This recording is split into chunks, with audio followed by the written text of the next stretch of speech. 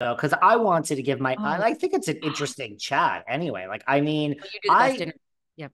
I loved Candy. I have to say, and I said this during this chat at the beginning, like I really like look, I was of course excited to interview Candy, but I wasn't like I was excited because it was Candy, but I was like, this is just gonna be like media, media, media. She's gonna give me all, I mean, Candy don't get dirty. She's gonna give me all the media answers. No, no, no. I felt she was so real, authentic. I felt she answered every question. There was no slant of like, let me not say this, let me not say that. I thought she was so, I was so pleasantly surprised with my interview with her. Not that I didn't want to interview her. I just really thought that it was going to be more of like a watered down, like, like, oh, everyone's great and life is great. No, Candy, life is not great. Okay. There's a lot going on here.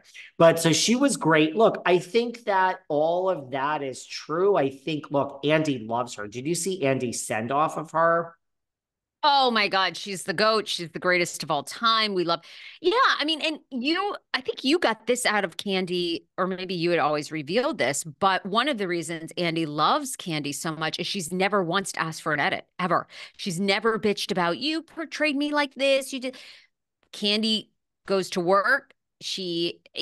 Look, I've been a huge fan of Candy. Again, I want these women. This is like, I guess once I reach Candy's level, maybe I'll know the secret to this.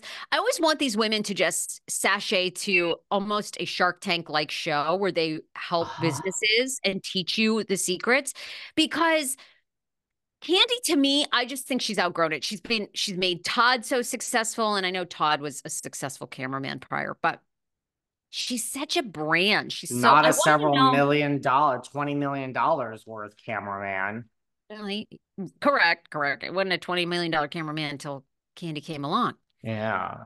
I don't you want? I want something more mature from these women. It's the same with Bethenny. I always say, and it's hard to get your own show. Bethenny should have been on CNBC.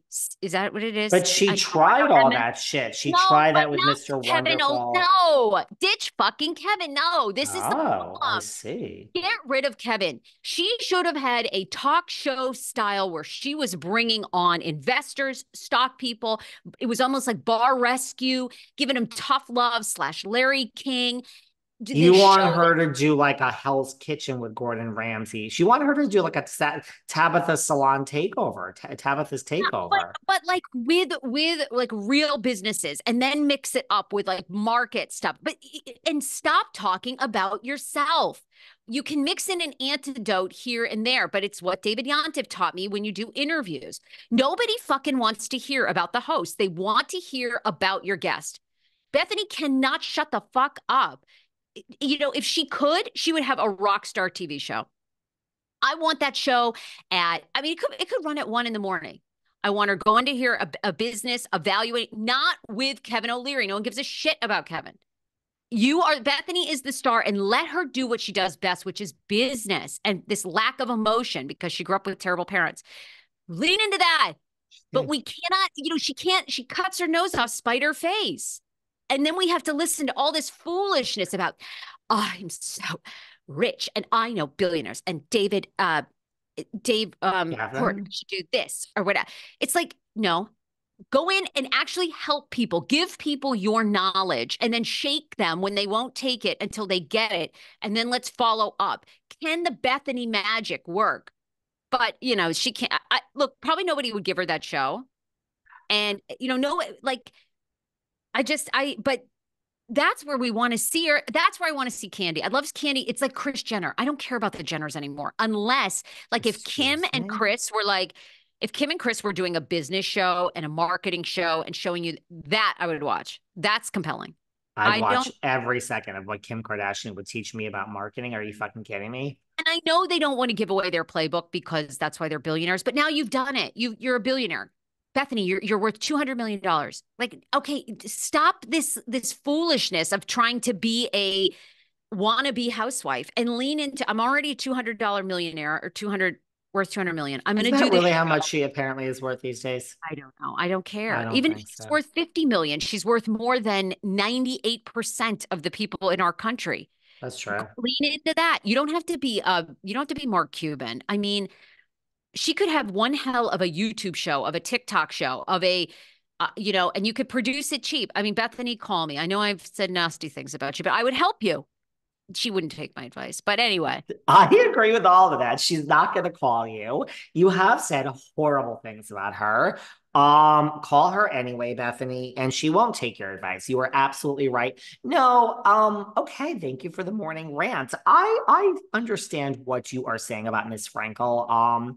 Yeah, listen, yes, I did teach you this. When you are the host, like I was invited to the press day. We just had a press day in New York this past week for the traders. Now, I personally don't get much out of a press day. It's like I have to now, like, look, if I can take all the little snippets and put it together here for people for a show, I don't need to go fucking float my ego on some red carpet talking to like Sheree unless it's like on the damn podcast here for everyone here.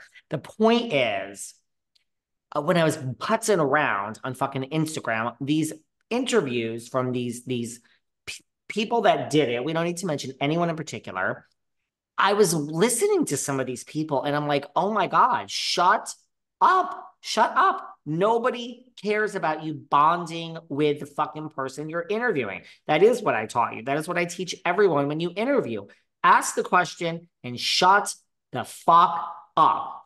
Be okay with uncomfortable silence. If the pause is 9 minutes, let it be 9 fucking minutes. Give them a rope and let them hang themselves. Nobody cares about the host, including myself. Nobody cares about me when I'm doing a fucking interview. Shut up, David, and get the housewife to answer. Nobody cares if you had the same fucking experience. Thank you. We're both on rants today. so we got off on this tangent. Why do you think Jesus. Candy is leaving RHOA? What do you think the real story is? Look, I think all of the above. I really do think she left on her own. Everyone go and listen to my reissue with Candy last week. I think she left on her own. She was the highest paid housewife at 2.8 million. I think, she's also said like, look, we don't know anything and you let us dangle out here and other opportunities came along. I don't think Candy was fired. I mean, look, there's a contractual thing that could break down where they say, you're not getting a raise. You can come back for 2.8 million. And she's like, where's my raise? I think it was like everything, but I really do think she left on her own. I think it was time. So like it could have been mutual, but I think they would have worked it out. But it certainly frees up a shitload of money to hire three people that could be considered superstars, right? So you believe that it was overpay. That was the only